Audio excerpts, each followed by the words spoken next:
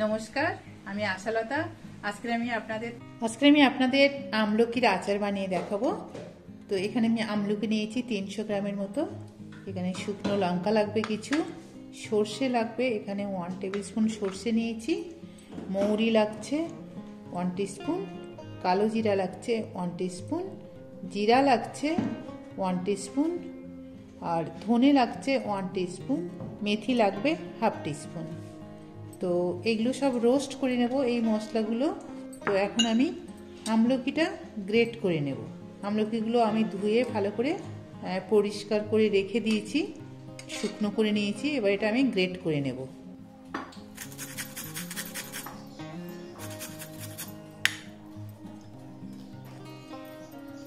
তো দেখুন আমলকিগুলো আমি গ্রেট করে নিয়েছি এখানে।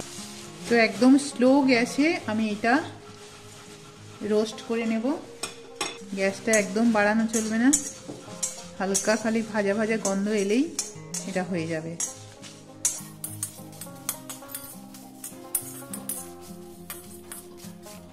এটা 1-2 মিনিট ভেজে নিয়েছি। এবার আমি সর্ষেটাও দিয়ে একটু ভেজে নেব।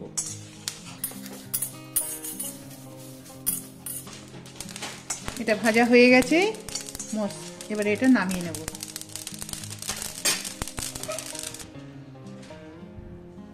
এবার এটা হালকা ঠান্ডা করে তারপর এটা করে নেব। বেশি মিহি পাউডার করব না, একটু গোটা গোটা থাকবে।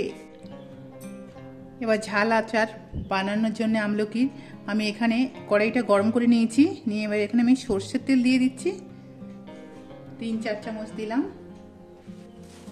এর মধ্যে দিয়ে দেবো একটু কালো জিরা, অল্প একটু দিলাম, আর একটু দিয়ে দেবো হিং দিয়ে দেবো।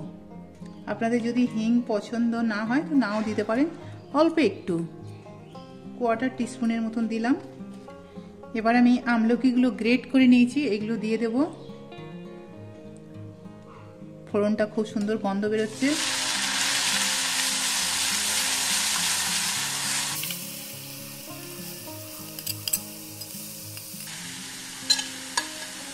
জল এখানে একদম ব্যবহার করা চলবে না, গ্যাসটা একদম আমি কমিয়ে রেখেছি।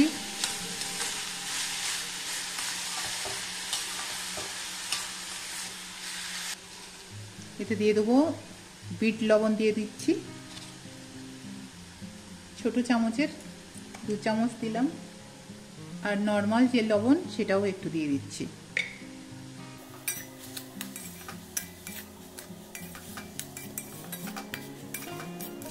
নুন দেওয়ার পরে খুব তাড়াতাড়ি আমলকি থেকে জল বেরিয়ে যাবে। একটু দিয়ে দিচ্ছি কাশ্মীরি চিলি পাউডার, আর দিয়ে দিচ্ছি একটু হলুদ পাউডার। এটা দিলে কালারটা ভালো হবে।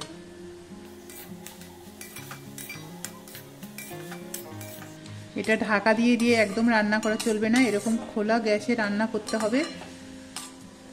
গ্যাসটা একদম কমিয়ে নেবেন যাতে নিচে না লেগে যায়, লেগে গেলে এটা খেতে ভালো লাগবে না।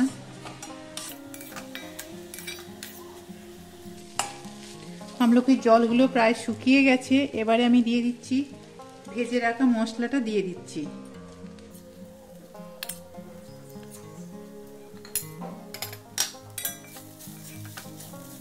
একদম জল থাকা চলবে না, একদম শুকিয়ে নিতে হবে।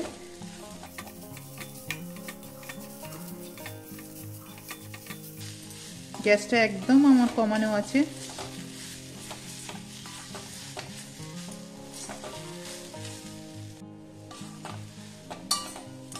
এবার এটা হয়ে গেছে, এর জল একদম আমি শুকিয়ে নিয়েছি। এবার এটা নামিয়ে নেব।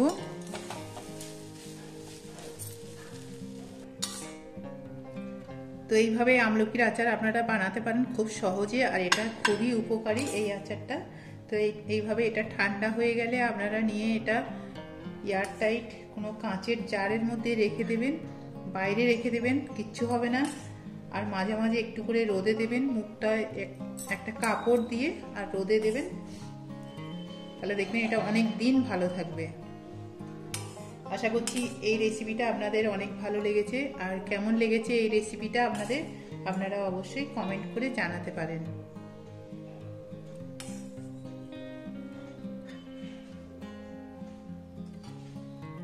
আমার এই রেসিপিটা যদি আপনাদের ভালো লাগে তাহলে লাইক করবেন, শেয়ার করবেন, সাবস্ক্রাইব করবেন আর আমার বেল আইকনে ক্লিক করবেন, তাহলে নতুন নতুন ভিডিওর সাথে আপনারা আপডেট থাকতে পারবেন।